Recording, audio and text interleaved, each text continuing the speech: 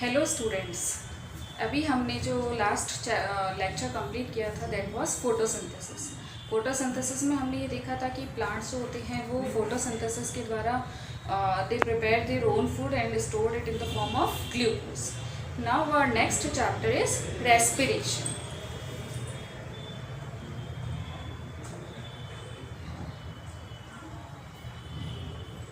Respiration is the basic fundamental property of all living organisms. हम जो भी काम करते हैं एज अ लिविंग बीइंग तो उसके लिए we need energy and that energy we know that और often we say that the energy is obtain from food. जो भी फूड हम ले रहे हैं उससे एनर्जी आती है, लेकिन वो कैसे आती है, किस तरह से, कौन से प्रोसेस से वो फूड हमें एनर्जी देता है, वो सब पढ़ते हैं हम रेस्पिरेशन में। एक्चुअली जो हमने फूड लिया था which is stored in our body in the form of glucose और स्टार्च इज ऑक्सीडाइज्ड। उसका ऑक्सीडेशन होता है और ये ऑक्सीडेशन ऑक्सीजन की प्रेजेंस में भी हो सकता है और ऑक्सीजन की एब्सेंस में भी हो सकता है, जिसमें एक complex organic compound simpler substances के अंदर ब्रेक हो जाता है along with the release of energy. और ये जो प्रोसेस होता है this is known as respiration. This process is different from breathing. हम ब्रीथिंग के साथ रेस्पिरेशन को कई बार सिमिलर कर देते हैं, बट एक्चुअली दोनों में एक बेसिक डिफरेंस है कि जो ब्रीथिंग होती है इसमें वी आर जस्ट इनहेलिंग और exhaling the gases. It is a physical process जिसमें किसी भी तरह की कोई भी केमिकल रिएक्शन नहीं होती है। लेकिन रेस्पिरेशन एक कॉम्प्लेक्स प्रोसेस होता है जिसमें एंजाइम्स के इन्वॉल्वमेंट के साथ ऑक्सीजन की प्रेजेंस या एब्सेंस में फूड का ऑक्सीडेशन होता है और इस प्रोसेस में सिंपलर सब्सटेंस जैसे कार्बन डाइऑक्साइड वाटर के साथ एनर्जी लिबरेट होती है। This is known as respiration. तो इस चैप्टर में हम इसी के बारे में ही पढ़ेंगे। Overall, we can say that the definition of respiration involve the process in living cell। जो भी living cell होते हैं उसमें ये respiration का process होता है in which high energy rich complex organic compound, high energy rich जो organic complex compounds होते हैं जैसे ग्लूकोज या कार्बोहाइड्रेट, प्रोटीन्स, फैट्स, तो दे आर ऑक्सीडाइज्ड। यहाँ पर इनका ऑक्सीडेशन होता है इन प्रेजेंस और absence of oxygen and they form the simple compounds with the release of energy. इस प्रोसेस में एनर्जी रिलीज होती है which is stored in the form of ATP. ये जो रेस्पिरेशन होता है ये on the basis of availability of oxygen it is divided into category. First one is aerobic and the second one is anaerobic. Aerobic respiration involves the presence of oxygen. अगर oxygen की presence में respiration होता है then it is known as aerobic respiration. For example this is glucose C6H12O6 in the presence of oxygen form carbon dioxide, water and 686 kilocalorie of energy. It occur in the presence of oxygen. Whereas if we compare anaerobic respiration, then in this case oxygen is absent and anaerobic respiration occur in which glucose is broken down to form carbon dioxide and alcohol. Instead of मतलब 686 kilocalorie of energy, we only get 56 kilocalorie।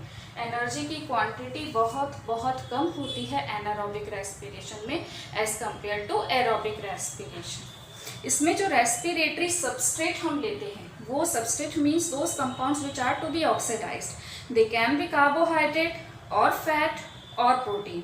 इनमें कोई भी जो organic compound है वो हो सकता है। मोस्ट प्रोबेबली जो on priority basis it is carbohydrate and carbohydrate में भी इट इन्वॉल्व हेक्सो शुगर। जब कार्बोहाइड्रेट नहीं होता है then in that case fat is used and then after fat proteins are oxidised. Blackman ने जो बताया था कि respiration occur if by carbohydrate then it is known as floating respiration. अगर रेस्पिरेशन में सबस्ट्रेट के फॉर्म में हम कार्बोहाइड्रेट ले रहे हैं then it is known as floating respiration. और अगर हम प्रोटीन को यूज करते हैं then it is known as protoplasmic respiration. If we are using protein important difference is presence or absence of oxygen.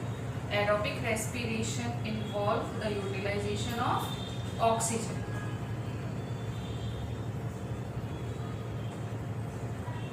It occurs only in the presence of oxygen, whereas anaerobic respiration, oxygen is not required. It occurs in the absence of oxygen.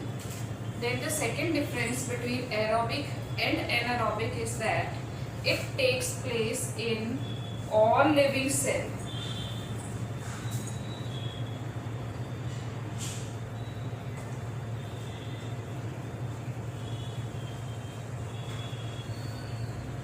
Whereas this occurs in some bacteria, fungi, some germinating seeds, and low category animals, and in fact in the muscle cells of human body in emergency conditions. Then in this respiration, one glucose is oxidized to liberate 38 ATP molecule. Aerobic respiration में जब glucose का oxidation होता है तो 38 ATP molecules generate होते हैं, whereas in case of anaerobic respiration, glucose molecule is not completely oxidized and only 2 ATP molecules are liberated. Here, glucose is completely oxidized. Glucose is completely oxidized. In anaerobic case, glucose is not completely oxidized.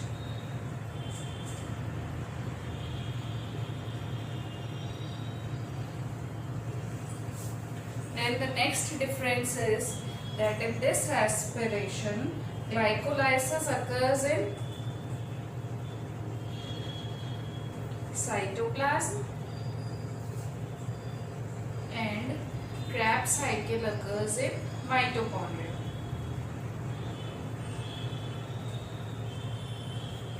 Whereas in case of anaerobic reaction, anaerobic respiration, all the activities occurs in cytoplasmic cell.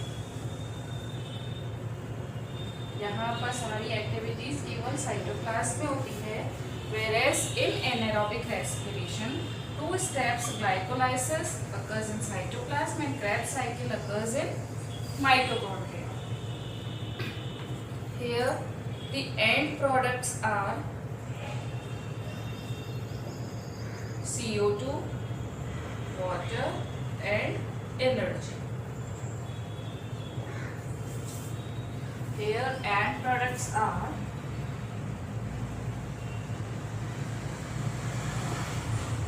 alcohol,